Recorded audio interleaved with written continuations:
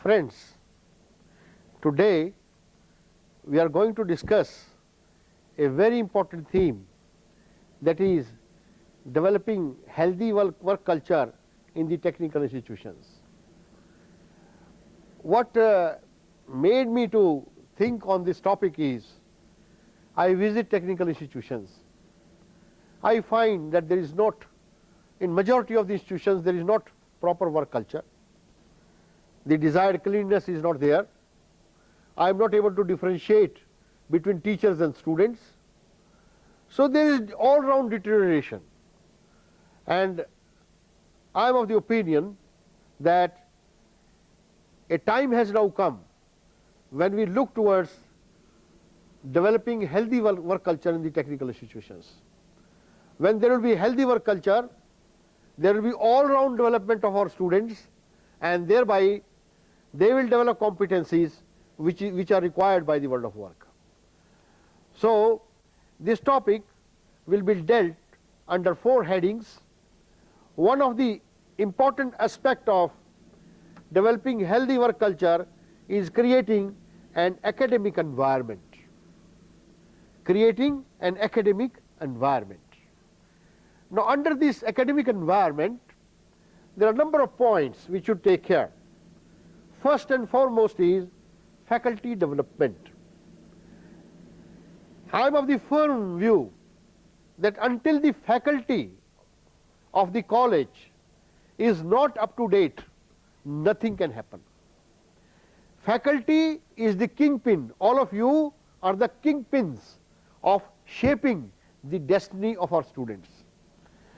You must have the requisite amount of knowledge and skills.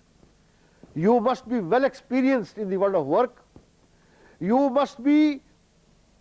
are a role model for your students.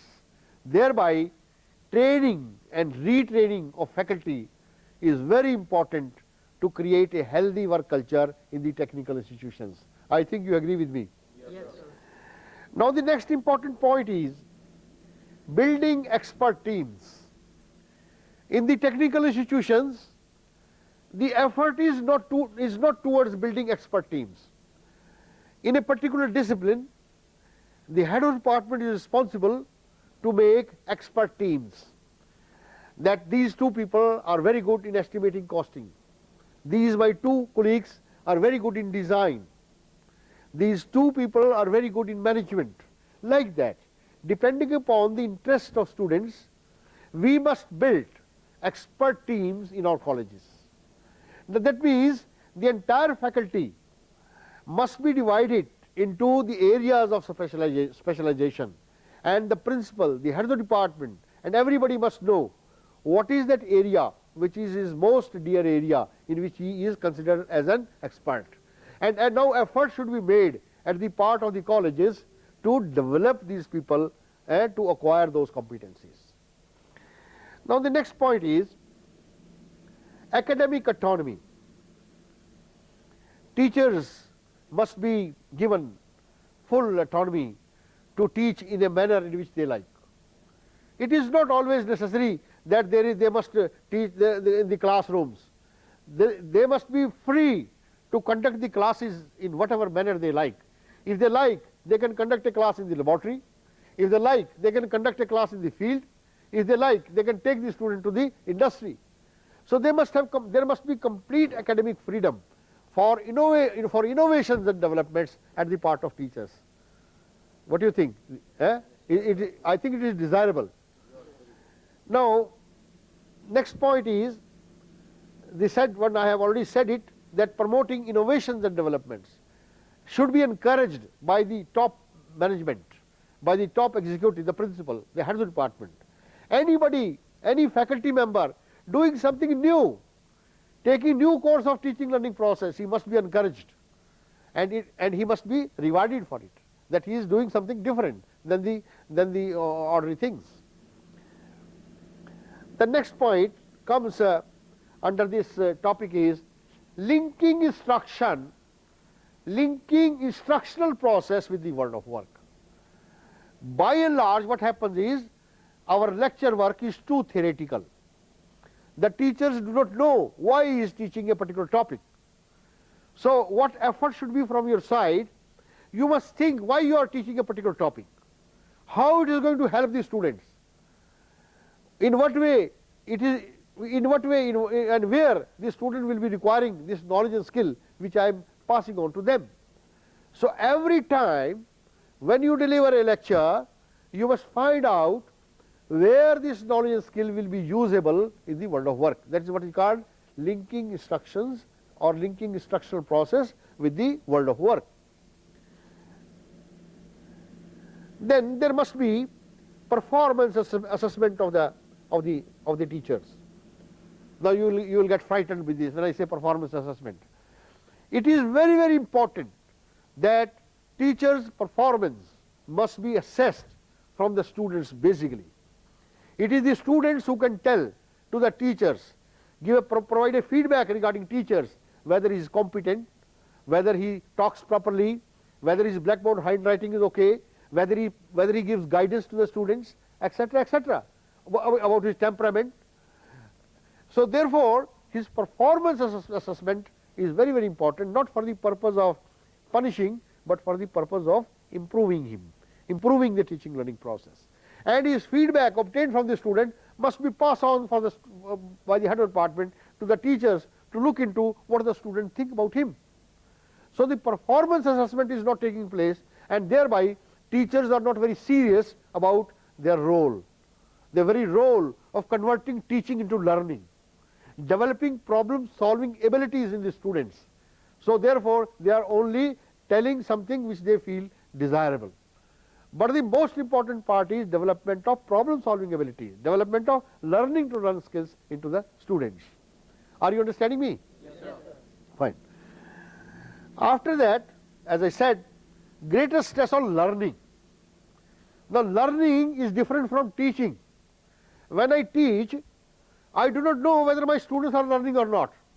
Learning is student centered, whether the student can do something with the which I have taught.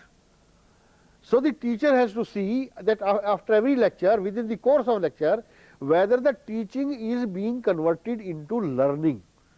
So there should be more stress in learning, because if the students are not learning, the very purpose of teaching is forfeited, isn't it? Yes. Now, now finally, in this category of academic environment, we are talking about the academic environment building, is the seniors teaching junior teachers, senior faculty teaching junior faculty. If that, until this happens, the junior faculty will not have respect for the senior faculty. So there must be a deliberate attempt that the senior teachers organize classes for the junior teachers. It may be for two purposes: for improving the instruction and for their career growth also. Somebody who is a BE, he is doing his ME, or there is ME who is doing his PhD. So for that purpose also, the head of the institution must understand, when this happens in the college, then the atmosphere of the college becomes better. So these were some of the points which I thought I must discuss with you under academic aspects or under academic environment. If we follow these points, probably I feel, I have experienced it, that academic atmosphere in the college will become slightly better. Do you agree? Yes, sir. Now go to the next part. Next part is rapport building. Rapport building, this is the second part. I know for certain that there are colleges which are there in existence from last number of years, but industry does not know that there is something, this college is there. Industry is not, even community does not know that there is such a good college available in our city. It is because lack of effort at the part of principals and head of the department to popularize the institutions, technical institutions. It may be a college, it may be a polytechnic, that doesn't matter. People must know that there is something called, there is a college or a polytechnic which has such and such qualities in them. So rapport building is another important factor whereby we can create a healthy work culture in the institutions. And it is not a one man's game, everybody must understand this. Rapport building, there are certain important points in this. Building linkages with the world of work is the first point. Building linkages with the world of work. Every teacher, each one of you is supposed to build relationship at least with one company in a semester. You build your relationship with one company. That company recognizes you that you are a teacher working in such and such college. You understand this? Now today teachers do not feel why they should build up relationship with industry. If you will not build up relationship with industry, mind you that your students will remain unemployed tomorrow. You must, each one of you must build relationship at least with one industry in one semester. The second important point here is holding skill competitions. Now we want to improve the rapport building, rapport of our college. We have a skill competition, state level skill competition, say in preparing drawing by making AutoCAD package. State level competition, say in Haryana or Punjab or J&K, we hold state level competitions in preparing AutoCAD, drawing by using AutoCAD. Out of say 20 boys or girls, at least there will be 1 or 2 boys and girls who will excel in preparing drawings with AutoCAD. Now you can call an influential person to award the students who stand first or second in such like competitions. The competitions can be cognitive, which has relationship with the intellect, or it can be practice based. The competitions, holding competitions is very, very important for building reputation of your college with as compared to another college. Do you agree with me? Yes. Fine. Now next point is organizing exhibitions. You must, whatever the students are doing, whatever workshop experiences they are learning and they are producing some jobs, or whatever questions they are solving, whatever drawing work they are making, it is not only civil, electrical, mechanical engineering. There are people who are making garments, there are leather technology programs, there are 80 programs we are offering in this country. Now the students' activity must be exposed through an exhibition to the people outside. People outside must come and see what the students have done. So if they have done a good job, they have a good market. So organizing exhibition of the product of students for the community. Let the people come and have a look. Kyoji, what do you feel? It is important. Then offering continuing education programs, for technical people who are working in the industry or in the community somewhere. The college must offer 1 month, 15 days, 10 days, 1 week, 1 day, a program for upgrading the knowledge and skills of the workforce. People are working. Somebody want to learn about car. Why don't the Polytechnic offer a program? Learn about your car, charge 200 rupees and give 50% money to the teacher. Remaining money can be spent on the 50% money go to the teacher, 1/3 money go to the college, 1/3 money is spent on the people, give them a cup of tea and so on and so forth. Or 1/3 money go to the teacher, 1/3 money go to the institution, and 1/3 money go to the people for whom the program is being conducted. Or learn about the newer materials coming for building houses. So the idea is, or learn about computers. Today people have computer in their office, but they have never switched on. It is just like a showpiece being placed there. But they do not know. Computer is a very important tool, but the people are not using it. But Polytechnic or engineering colleges can conduct programs for executives in evenings or on Saturday and Sunday, for which they are supposed to pay, and you make them to learn how to use a computer, or for that matter any other sophisticated equipment or machinery which you have. So conducting continuing education program, short duration program, will build up your rapport. If you not conduct these programs, nobody can build your rapport. Your rapport can be built with those efforts which you have to put in extra. क्यों जी बहुत मुश्किल है क्या ये? मुश्किल नहीं है, लेकिन ये करना पड़ेगा आप लोगों को. This point, continuing education, The fact, as I tell, there must be a team building in your institutions. You must build teams, expert teams.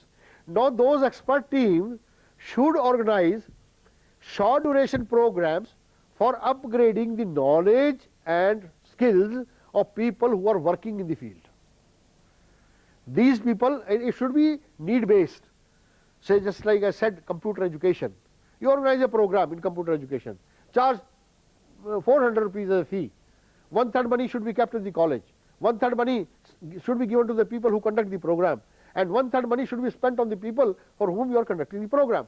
It means, depending upon the need of the society, community, industry around, your institutions must conduct continuing education program. It is not part-time diploma or part-time degree, not that I am talking. Short duration programs, individual specific. Is it clear? Now, we are talking about rapid building of the colleges with the world of work or with the community.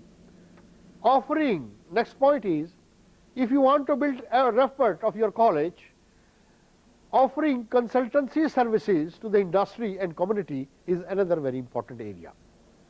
You must be useful for somebody else.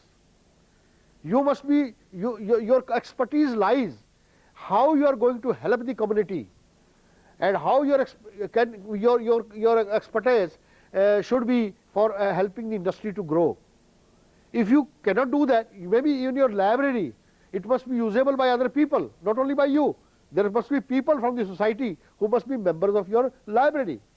So what is idea is that you are trying to increase the rapport of your institution in the eyes of world of work, that means industry and the community. If you are not useful for them, then nobody will recognize you. Do you understand what I am talking? Or do you agree with me? Yes, sir. Yes, sir. Right, fine.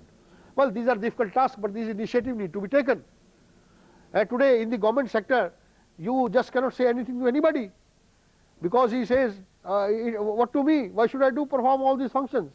But if you want the technical education to survive, rapid building is one of the very important points.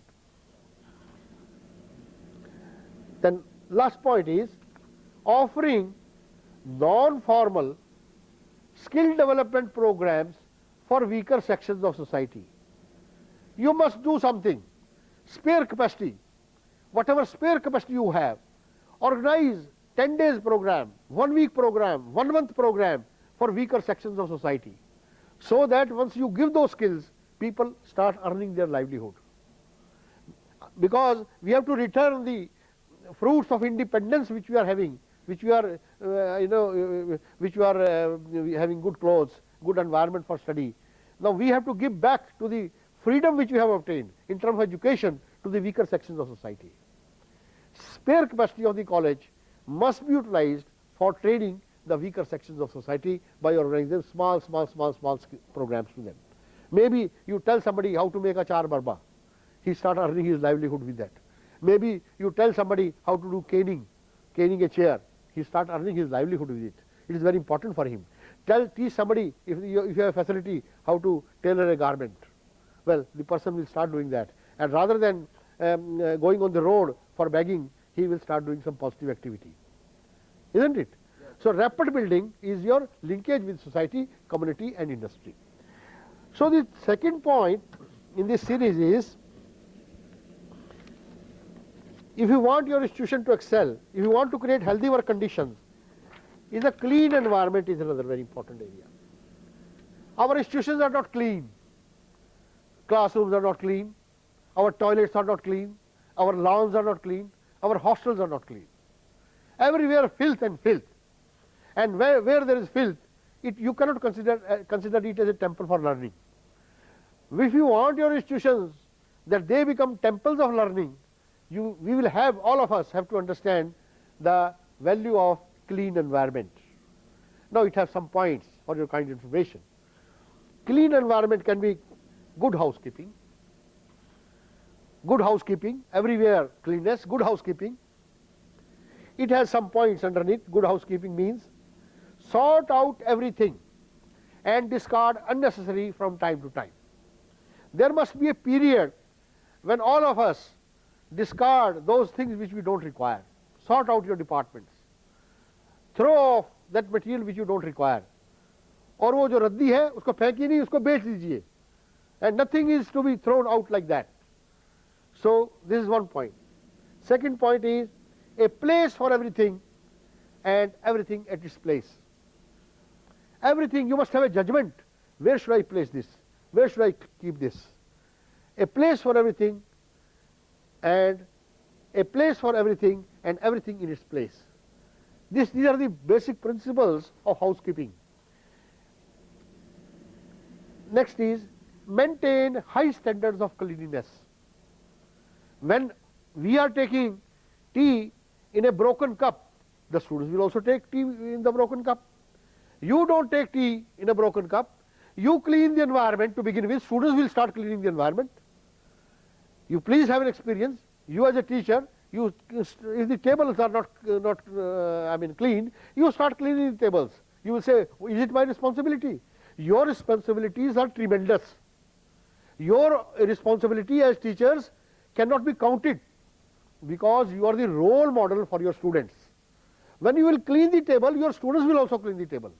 But when you will call a peon to clean the table, then they will also ask for, in later life, call the peon for cleaning the table. Though it is neither your responsibility nor students' responsibility. It is the responsibility of the entire college to maintain things. But if the things are not being managed, you have to make a start somewhere. Do you agree? Yes, sir. So, and finally, a culture of green polytechnic, a culture of green institution. Everywhere you find greenery, moment you remove the curtains, green polytechnic. You install a tree for a student who stands first. You install a tree for a teacher who retires. You install a tree who does some new research work. So create conditions of installing these trees and flower beds and things of that kind based on the performance of the people. Give it a color of that kind. So even if when that person retires, or if he goes out from your institution, when he is in that town, he is going to see, oh, I planted a tree, let me go and have a look at the tree. So it has that kind of affinity, it is that kind of bondage, you are going to create with the people who are not available with you now anymore. With your students, when you go as a student, leave the college and go for world of work, when you come to the town, you want to see, oh, the tree was planted in my name. Should I have a look how the tree looks like? So this is I mean by keeping the polytechnic green. Rather, your lawn should be nice, your flower bed should be in order. If all these things are in order, you are creating a healthy work culture. The students will not spread garbage on the good lawns. All the time we blame students. Students, the manner in which you train them, the student will behave like that. Now thereby, this was the third point which I wanted to share with you. And finally, I like to share the fourth point with you, that is the administration.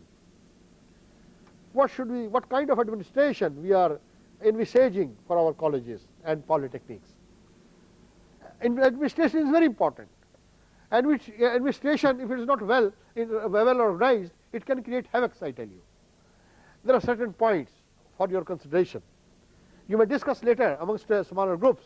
But these points, once you bring these points into your colleges and the institutions, you will find that the colleges start going towards building a healthy work culture.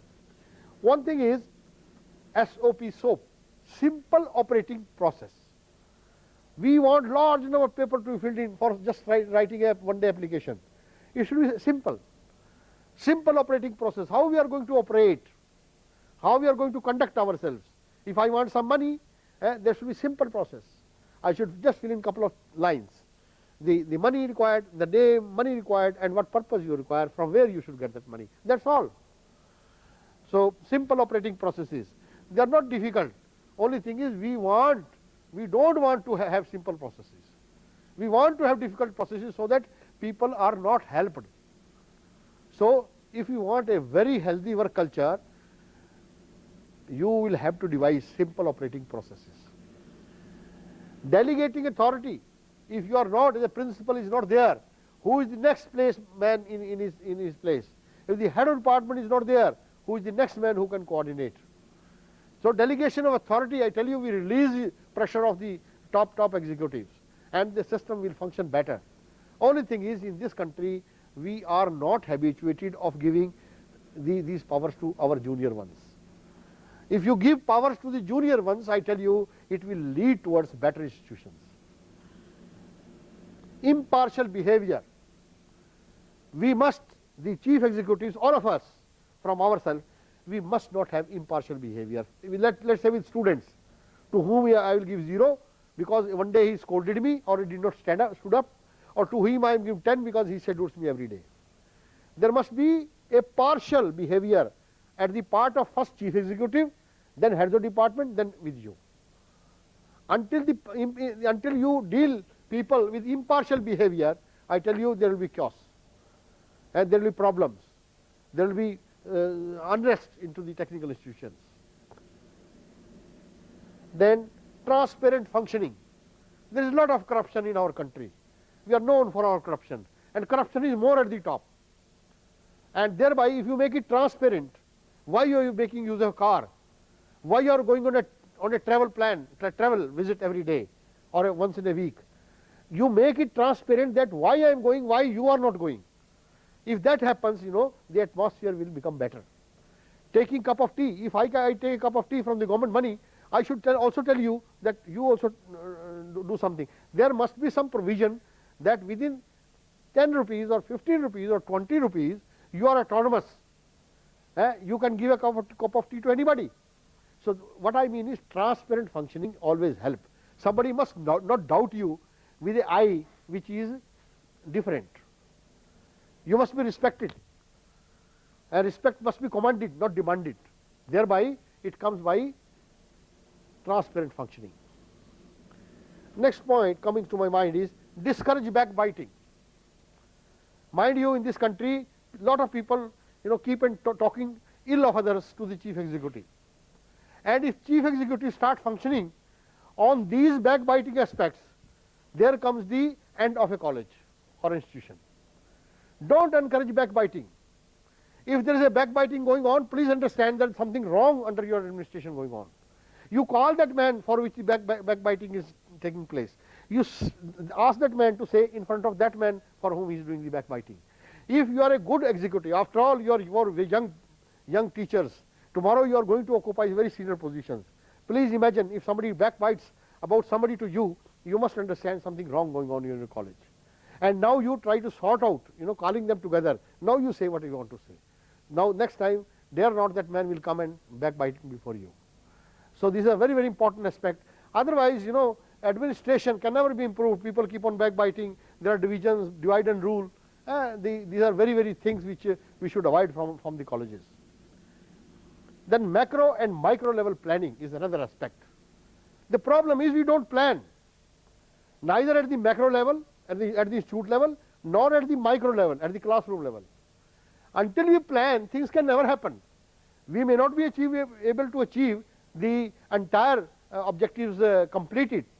Entire objective may not be completed, but if you have a planning, some percentage of the objective will be achieved. I am pretty sure if planned well at the macro and micro level, macro means larger, macro means small. If you plan things, you will find your atmosphere in the colleges will improve. Only thing is we plan at the time when the things are coming on our head, and we cannot do things in a day. Everything needs to be planned well in advance. Regular meetings. You should have a schedule. The chief executive must have a schedule of having a dialogue with the head of the department. Head of the department must have a schedule to talk to the faculty like you, and faculty must have a time to talk to the students. There must be some feedback from the system. I know instances where the students have not seen the face of their principal, because principal cannot address the students, cannot face the students. He doesn't have the communication to face the students. Therefore, he does not conduct a meeting. He cannot infuse people. He cannot create conditions by which he is able to motivate his faculty and students. Therefore, he doesn't come before the students. They are poor reflections of a college. The next is developmental plan for the year. Every year, whole plan, what is going to happen when and who is going to coordinate it. Let it be Independence Day, let it be Republic Day, let it be your annual plan, let it be annual athletic meet. The activity, the coordinators and the dates must be mentioned, so that and what laboratory is going to improve this year, what classroom need to be improved, where the new facility need to be created, which are the faculty members which need to be sent for training. All these things come under planning, academic planning aspects, and until developmental plan for the year is made, then nothing will happen. Promoting better interpersonal relations, this is a very important point for any technical institution, rather for any institutions. Creating a better interpersonal relations with each other, not that I divide and rule. We create an atmosphere whereby everybody helps each other. We may not go in the marriage of somebody, but we must share our blood or our feelings for those who are serving, for those who are suffering. So interpersonal relationships, once it is built, it gives a spirit, a team spirit, and then we call it a family, family of the institution.